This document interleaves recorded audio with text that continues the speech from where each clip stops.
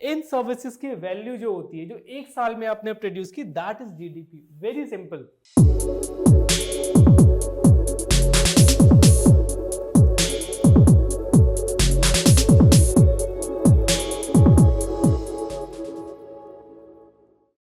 Hello everyone, good evening to the Plutus IAS platform. And आज हम लोग economics का एक छोटा सा टॉपिक करेंगे। हालांकि बहुत छोटा सा टॉपिक है बट वेरी इंटरेस्टिंग एंड बहुत से लोगों के लिए शायद चैलेंजिंग भी रहता है। सो इन अ वेरी सिंपल वर्ड्स हम लोग इस टॉपिक को डिकोड करने वाले हैं। So please stay with me for the next 5 minutes and आप विद इन 5 मिनट्स इस टॉपिक को बहुत अच्छे से डिकोड कर पाएंगे। Okay, so let's start. By the way, आपने इसने सुना किसी देश की जीडीपी, अक्सर इस टर्म को हम लोग सुनते हैं, राइट? बट जीडीपी होता क्या है? जनरली हम सभी जानते हैं, इट मीन्स आपका ग्रॉस डोमेस्टिक प्रोडक्शन, राइट? ये देश की इकॉनमी। बट एक्चुअल में ये होती क्या है, तो आइए पहले हम समझते हैं। तो बेसिकली जीडीपी होता है ना, let's suppose this is your country, okay? if this is your country, then within this border, within this country's border, ठीक है,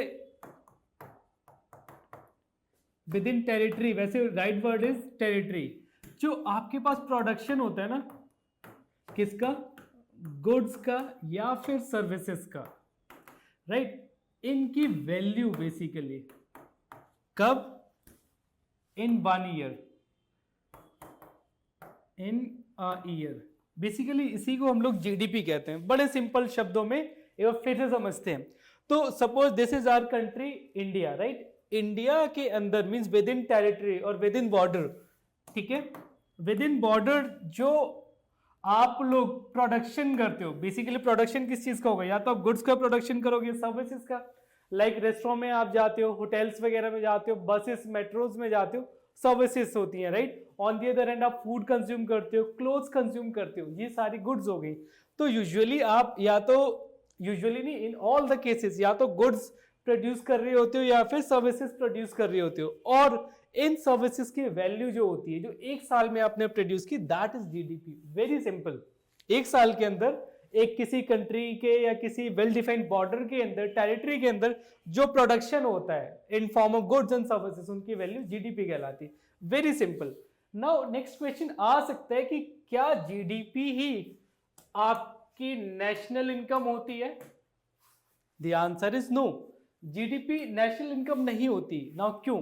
अगर आप ध्यान से देखोगे तो GDP is like with in आपके जो देश के अंदर जो प्रोडक्शन हो रहा है।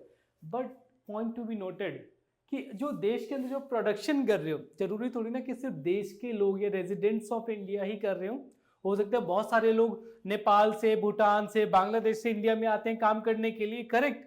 तो उनका भी कुछ कंट्रीब्यूशन है और अल्टीमेटली जो भी वो सैलरीज वगैरह है, जो भी प्रॉफिट अर्न करते हैं, वो अपने साथ लेके जाते हैं।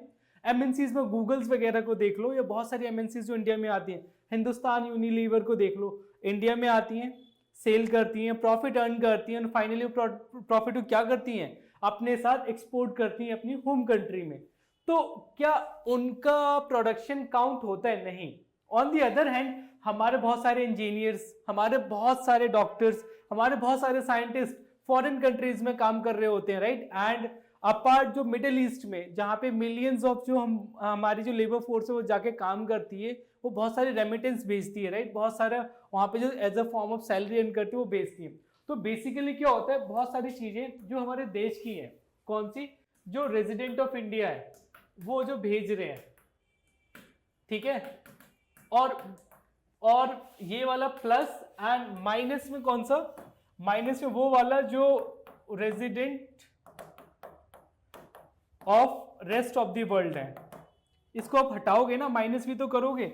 वो सारे लोग जो इंडिया में आए हैं बट उनका होम कंट्री इंडिया नहीं, वो यहाँ से जो भी वो प्रॉफिट अर्न करेंगे, जो भी सैलरी अर्न करेंगे, जो भी उनके पास रेंटल इनकम होगी, इन्वेस्टमेंट से के जो रिटर्न्स हो, सब क्या होंगे? वो अपने साथ अपनी होम कंट्री में ले जाएंगे। तो उसको हम लोग क्या करते हैं? फिल्टर करते हैं। और जो हमारे देश के रेजिडेंट जो बाहर काम कर रहे हैं, वो जो लेकर आते हैं उसको ऐड करते हैं, ठीक है? So basically this is the addition here, okay? And on the other hand ये वाला आपका क्या होगा? सब्सट्रैक्शन होगा। Once you are done with this, आपने प्रॉपर फिल्टर करके अब जो प्योर इनकम बची वो आपके देश की नेशनल इनकम होगी। सो नेशनल इनकम में आपको ये तो एडजस्टमेंट करनी होती है, किसके साथ? जीडीपी के साथ। ठीक है, आई होप आपको इतनी बातें समझ में आ गई होंगी एंड दैट इज एनफ। ज्यादा दिमाग में प्रेशर नहीं डालना, इतना कॉन्सेप्ट आज की डेट में समझते और अपकमिंग टाइम में हम इसकी कैलकुलेशन भी देखेंगे in a very simple words. Till then have a great time, good day.